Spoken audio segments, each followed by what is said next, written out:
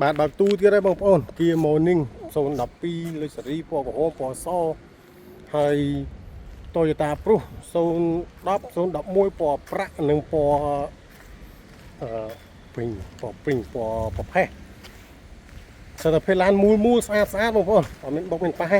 ហើយទឹកថ្នាំក៏ស្អាតដែរនេះគៀរ៉េ012សិតតែភេទឡានមូលយកមករៀបចំតិចតួចទៀត